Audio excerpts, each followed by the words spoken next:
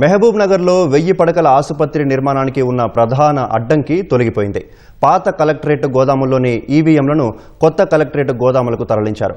దీంతో అసంపూర్తిగా మిగిలిన 5వ బ్లాక్ నిర్మాణానికి మార్గం సుగమమైంది. ప్రభుత్వం సకాలంలో నిధులు విడుదల చేస్తే మరో ఏడాదిలో పాలమూరులో 1000 పడకల సూపర్ స్పెషాలిటీ ఆసుపత్రి ప్రజలకు అందుబాటులోకి రానుంది.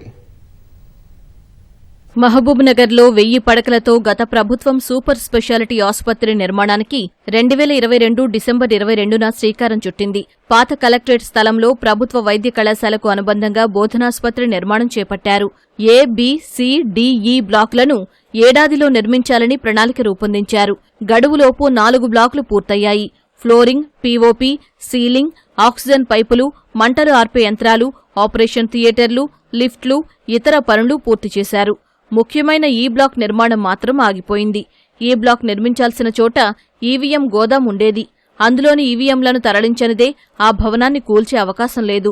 జిల్లా ఉన్నతాధికారుల లేఖకు ఎన్నికల సంఘం ఇటీవల స్పందించడంతో ఈ నెల 12న పాత కలెక్టరేట్లోని గోదాముల్లోంచి ఈవీఎంలను కొత్త కలెక్టరేట్కు తరలించారు. దీంతో ఆసుపత్రి నిర్మాణానికి ప్రధాన అడ్డంకి తొలగిపోయింది. ఆ మరుసటి రోజు పాత గోదాంను కూల్చేశారు. ఆ స్థలంలో 5వ బ్లాక్ నిర్మాణం చేపట్టాల్సి ఉంది.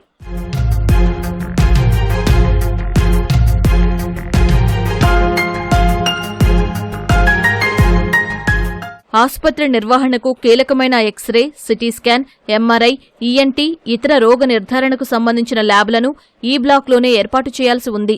ఈ బ్లాక్ లేకుండా ఆసుపత్రిని ప్రారంభించే అవకాశం లేదు. అందుకే ఆసుపత్రి ప్రారంభోత్సవం ఆలస్యమవుతూ వస్తోంది. ఇప్పుడు అడ్డంకి తొలగిపోవడంతో ఈ బ్లాక్ నిర్మాణంపై దృష్టి పెట్టనున్నారు.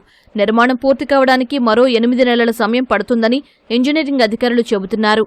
వీలైనంత త్వరగా పనులు పూర్తి చేసేందుకు చర్యలు తీసుకుంటామని మహబూబ్ నగర్ జనరల్ ఆసుపత్రి సూపరింటెండెంట్ రంగా అజ్మీరా తెలిపారు. కొత్త హాస్పిటల్ బిల్డింగ్ 2023-24లో స్టార్ట్ అయ్యి ఒక 4 బ్లాకులు కంప్లీట్ అయ్యి ఒక ఈ బ్లాక్ అనేది కొన్ని అనివార్య కారణాల ఆగిపోయింది. కోర్టులో ఎలక్ట్రానిక్ ఓటింగ్ మిషన్ కల్వకుర్తి నియోజకవర్గం ఈ ఓటింగ్ ఏదో అవకతవకలు జరిగినాయి. దాంట్లో ప్రిజర్వ్ చేసినారు ఎలక్ట్రానిక్ ఓటింగ్ మిషన్స్.